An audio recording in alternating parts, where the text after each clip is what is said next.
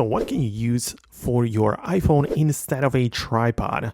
Let me quickly talk about that. So if you're new on this channel, most definitely subscribe for more quick tips like this one, and let's get started. So for example, there's of course a tripod I can use for my iPhone, but I also have this charging like stand where I use MagSafe.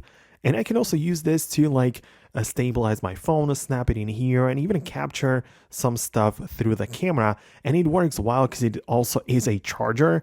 I use it a lot. I really like that. So it really does make sense for me to use it for capturing photos and videos even. But there are, of course, more options.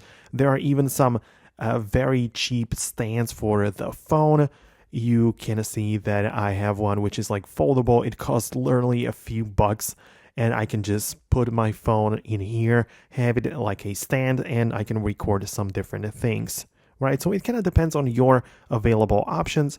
If you are buying some sort of stand or something which you want to use, well, I would recommend you to go with the MagSafe option if your phone supports it, because I really believe that it is much better than using just a regular, the stand or holder for your phone. So let me know which option you decided to go with, but I usually just connect my phone to something like this, a MagSafe charging pad like this one, and I can just record it instead of my tripod. So I don't really need to use tripod in this situation. Now, let me know again in the comments below if you have some specific use cases for it. Perhaps I'll be able to assist you in the comments, so share your experience there. But that's it from me. Hit the thumbs up for more videos like this one, and I'll catch you later in the next tutorials.